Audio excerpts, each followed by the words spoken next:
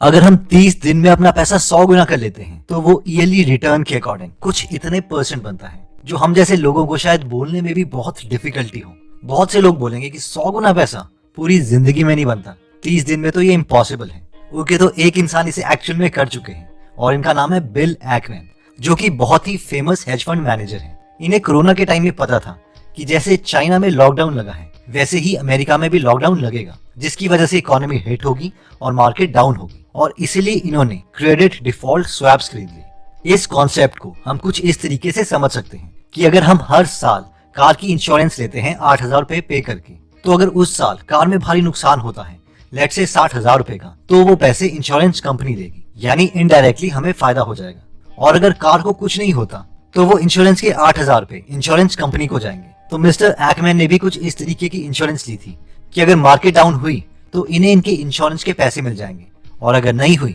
तो इनके पैसे डूब जाएंगे। और इनकी प्रेडिक्शन ठीक हुई और इन्होंने $27 मिलियन को 2.7 बिलियन US में कन्वर्ट कर दिया, यानी उसे 100 गुना कर दिया। लेकिन बिल एकमैन यहाँ भी नहीं रुके। जब मार्केट अपने सबसे बॉटम में थी तो उन्होंने इन पैसों को यूज करके अपनी फेवरेट कंपनी के शेयर्स खरीदे, जैसे कि स्टारबक्स एक्सेट्रा, क्योंकि इन्होंने कहा कि इस वक्त मेरी फेवरेट कंपनी के शेयर्स मुझे सबसे सस्ते प्राइस में मिल रहे हैं। और इस स्ट्रैटेजी से इन्होंने अपने इन्वेस्टर्स के लिए बहुत ही ज्यादा प्रॉफिट कमा के दिया। अब जैसे हमने कुछ लास्ट वीक में आपको फेसबुक, गूगल और टेस्ला की फ्री शेयर्स पाने का तरीका बताया था, इस वीडियो में हम आपको बताएंगे कि आपको कैसे फ्री एप्पल के शेयर्स मिल सकते हैं, जिसके बारे में हम आगे बात करेंगे। वैसे कई लोगों ने बिल को बहुत क्रिटिसाइज भी किया, क्योंकि लॉकडाउन से पहले CNBC में आके इन्होंने एक इंटरव्यू दिया जिसमें उन्होंने कहा दुनिया अभी हेल में जाने वाली है और ट्रंप को पूरे देश में ताला लगा देना चाहिए, क्योंकि अगर लॉकडाउन नहीं होता तो इन्हें फायदा भी नहीं होता। There's a tsunami coming, right? The tsunami is coming and you feel it in the air. अब मोस्ट प्रोबेबली हमारे मन में ये सवाल जरूर आ रहा होगा कि ये तो highly educated hedge fund manager हैं, जो खुद के नहीं बल्कि दूसरों के पैसों को इन्वेस्ट करते हैं। हमें तो कोई रॉ एग्जाम्पल चाहिए, कोई हमारी तरह मिडिल क्लास आदमी जिसने पैसे कमाए हों, ताकि हम भी फ्यूचर में उनके एग्जाम्पल्स को यूज करके उनसे कुछ सीख सकें। ओके, तो हम बात करेंगे एक स्कूल टीचर की जिनका नाम है एंड्रयू हॉलमैन। इन्होंने एक बहुत ही फेमस बुक भी लिखी है जिसका नाम है millionaire teacher, the 9 rules of wealth you should have learned in school. और साथ में मैं जोनाथन क्लीमेंट्स की book from here to financial happiness, enrich your life in just 77 days book को भी समराइज करूंगा। तो let's start my dear sisters and brothers. Andrew कहते हैं कि मेरे पास कॉलेज जाने के लिए पैसे नहीं थे, इसलिए मैं हमेशा गर्मियों की छुट्टियों में एक बस गैराज में नौकरी करता था, ताकि उसकी सैलरी से बाद में अपने कॉलेज की फीस दे सकूं। वहां पर सब मुझसे बहुत ही बड़े एज के थे, वो 30s में थे और मैं 19 साल का था। तो एक दिन वहां पर एक एम्प्लॉय एंड्रयू के पास आया और उसने कहा, सुनो, अगर तुम्हें कभी भी पैसे से रिलेटेड कोई भी सवाल पूछना हो तो यहाँ पर एक मैकेनिक है, वो बहुत अच्छा है पैसे से रिलेटेड, उससे तुम कुछ भी पूछ सकते हो। एंड्रयू ने कहा, मैकेनिक? एक मैकेनिक मुझे बताएगा? इस पर वो आदमी हंसा और उसने बोला, ये इंसान एक मैकेनिक की सैलरी से मिलियनेयर बन चुका है। तो एंड्रयू उस मैकेनिक के पास चले गए और उनसे पैसे मैनेज करने के बारे में पूछने लगे। इस पर उस मैकेनिक ने एंड्रयू को कहा कि तुम अभी 19 साल के हो और एक स्कूल टीचर बनना चाहते हो। मैं जानता हूँ कि स्कूल टीचर ज्यादा पैसे नहीं कमाते, इसलिए पैसों से काम करवाना तुम्हें सीखना पड़ेगा। और इसके बाद उस मैकेनिक ने एंड्रयू को कंपाउंडिंग की ताकत बताई कि कैसे अगर वो छोटी उम्र में इन्वेस्टिंग करना स्टार्ट कर देते हैं तो वो बहुत जल्दी अमीर बन सकते हैं। एंड्रयू कहते हैं कि कंपाउंडिंग मैं जानता था, लेकिन जब ये मैकेनिक अपनी इन्वेस्टमेंट शीट मुझे उठा के दिखा रहा था तब मैं एक्चुअल में समझा कि स्कूल में सीखे कंपाउंडिंग के कॉन्सेप्ट्स को हम रियल लाइफ में कैसे अप्लाई कर सकते हैं। उस मैकेनिक ने कहा कि इसी मंथ से हर महीने 4,000 रुपए इन्वेस्ट करना स्टार्ट कर दो। इस पर एंड्रयू ने कहा, मैं भी 19 साल का हूँ, मैं कहाँ से 4,000 रुपए लेके आऊंगा? तो इस पर उस मैकेनिक ने कहा कि अगर मैं तुम्हें रोज एक कॉफी पीने को बोलूं तो क्या तुम इतने पैसे जुटा सकते हो कि एक कॉफी पी लो? एंड्रयू ने कहा, हाँ। इस पर वो मैकेनिक बोला, तो फिर तू हर महीने इन्वेस्ट भी कर सकता है। लॉन्ग स्टोरी शॉर्ट, एंड्रयू बोलते हैं कि मैं बहुत फॉर्चुनेट हूँ कि मैंने उस मैकेनिक के कहने पर 19 साल की एज में इन्वेस्टिंग करना स्टार्ट कर दिया था, और इसीलिए एक स्कूल टीचर की सैलरी में भी अर्ली एज में मैं मिलियनेयर बन गया। तो जो लेसन्स उन्होंने अपनी लाइफ में इंप्लीमेंट किए थे उनमें से कुछ लेसन्स हम भी सीख लेते हैं। तो जो लेसन्स उन्होंने अपनी लाइफ में इंप्लीमेंट किए थे उनमें लेसन नंबर 1 आता है कि in long run share price will follow it's earnings. ये कॉन्सेप्ट कहता है कि लंबे समय में कंपनी के शेयर का प्राइस उसकी अर्निंग्स की तरह ही मूव करेगा। यानी अगर कंपनी अच्छा परफॉर्म कर रही है, यानी उसकी अर्निंग्स ग्रो कर रही है, तो उसका शेयर प्राइस भी ऑलमोस्ट उसी पैटर्न में ग्रो करेगा। और अगर कंपनी की अर्निंग्स कम हो रही है तो उसका शेयर प्राइस भी लंबे समय में कम ही होगा। इसलिए जिस भी कंपनी में हम पैसे इन्वेस्ट करते हैं हमें खुद से ये सवाल पूछना है कि आने वाले सालों में ये अर्न कैसे कर सकती है। अगर हमें लगता है कि लंबे समय में स्टारबक्स या टेस्ला या कोई और कंपनी ज्यादा पैसे कमाएगी तो उसके शेयर का प्राइस भी ज्यादा ही होगा। इन कॉन्सेप्ट से रिलेटेड पीटर लिंच ने अपनी book one up on the wall street पर एक पूरा चैप्टर लिखा है जिसका नाम है अर्निंग्स अर्निंग्स अर्निंग्स। ये एक चार्ट है जो हमें बताता है कि किस तरीके से अर्निंग्स और कंपनी का प्राइस सेम ही ट्रेजेक्टरी फॉलो करता है। अब आप बोलेंगे कि ये तो यूएस का चार्ट है, इंडिया का चार्ट दिखाओ।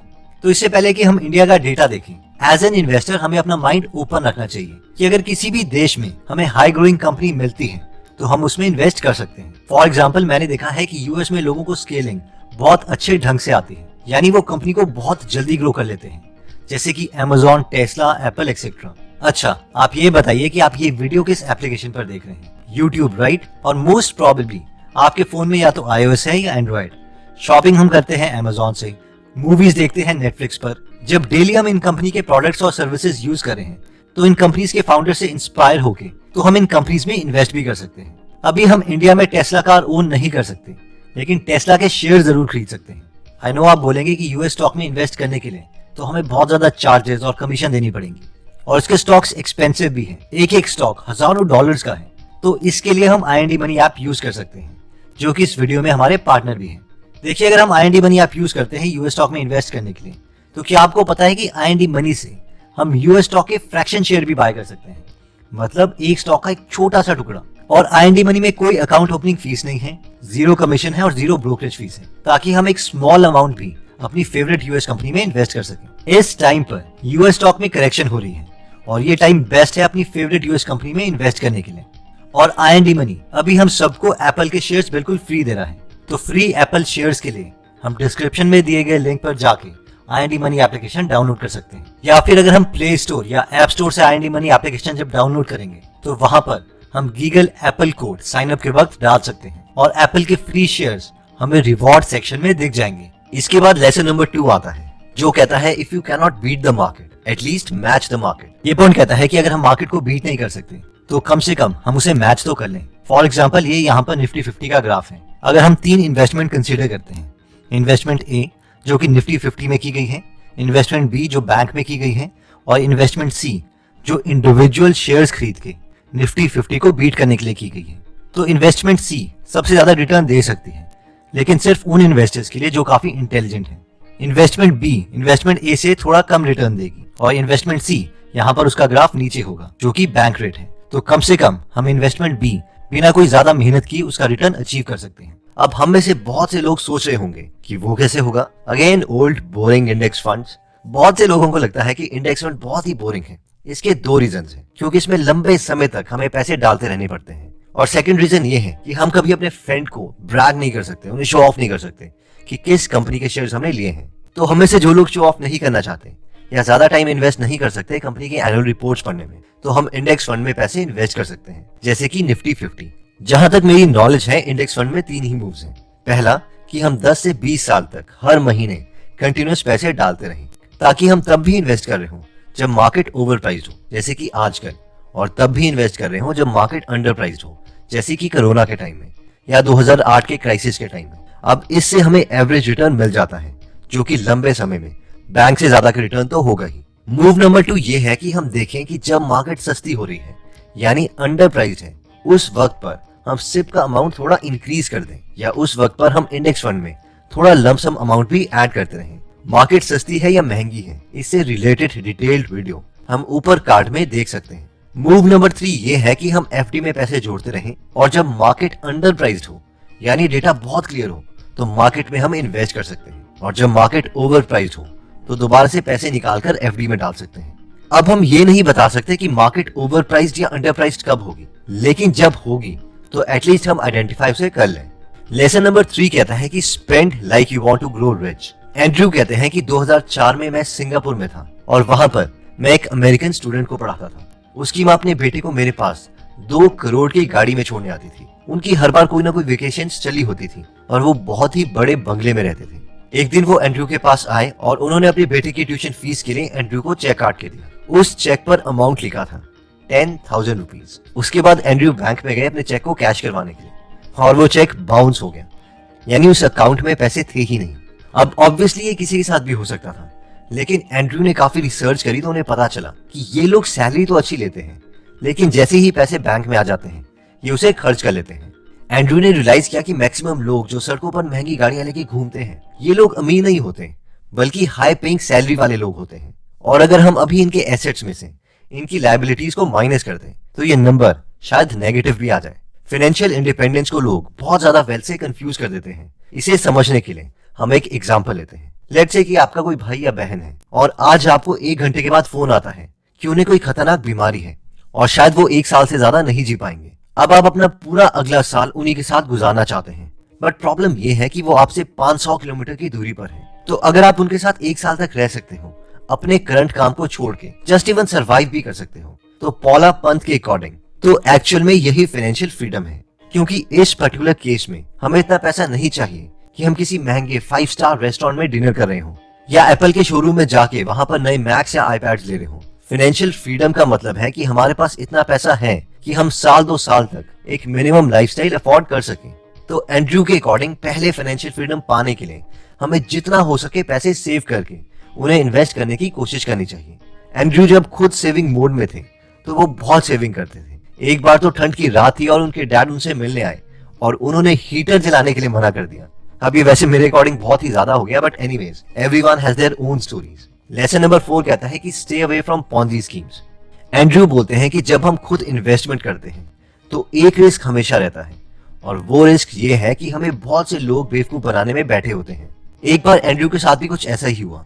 उनका एक फ्रेंड एक कंपनी में इन्वेस्ट कर रहा था जिसका नाम था इंस्टा कैश लोन्स। इस कंपनी का दावा था कि वो हर साल 54% का इंटरेस्ट देंगे। एंड्रयू बोलते हैं कि अगर कोई बॉन्ड 6% के बजाय 8.5% भी दे देता था तो भी मुझे शक होने लगता था, और ये तो 54% का दावा कर रहे थे। एक्चुअली एंड्रयू के दोस्त ने 1 लाख रुपए उसमें इन्वेस्ट किए थे और पहले साल उन्हें 54% का रिटर्न भी आया, यानी उन्हें 54,000 रुपीज भी मिले। उन्हें पता था कि अगर अभी कंपनी भाग जाती है तो उनके दोस्त को 1 लाख माइनस 54,000 यानी 46,000 रुपीज का नुकसान हो जाएगा। पर हद तब हो गई जब 3 या 4 साल तक उसके फ्रेंड को 54% ही मिलता रहा। एंड्रयू ने सोचा कि इस हिसाब से तो उसका दोस्त बहुत ही जल्दी फाइनेंशियली फ्री हो जाएगा। एंड्रयू उस कंपनी के ओनर के पास चले गए उनका प्लान सुनने के लिए। उस कंपनी के ओनर ने उन्हें बताया कि देखो, एक्चुअली जिन लोगों को लोन चाहिए होता है और जिनके पास पैसे नहीं होते तो मैं उन्हें ये लोन दे देता हूँ। अगर उनके पास कोई कार है, कार अपने नाम पर करवा लेता हूँ, लेकिन वो कार लेके जा सकते हैं। जब वो लोन वापस कर देते हैं एक अच्छे खासे इंटरेस्ट के साथ, तो वो कार के कागज ले जा सकते हैं। अगर वो कार लेके भागने की कोशिश करेंगे तो भी उनकी टीम उन्हें ढूंढ लेती है।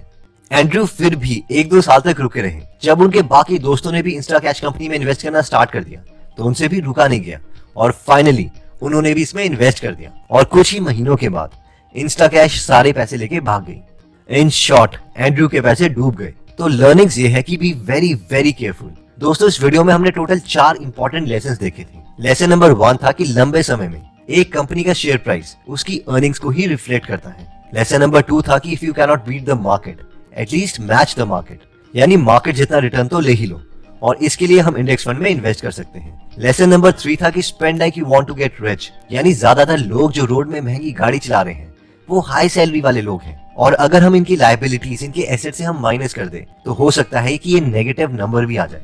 इसीलिए हमें असली अमीर की तरह एक्ट करना चाहिए जो अपने पैसे बहुत ही सोच समझ कर खर्चते हैं। फाइनली लेसन नंबर 4 है कि स्टे अवे फ्रॉम ठग्स।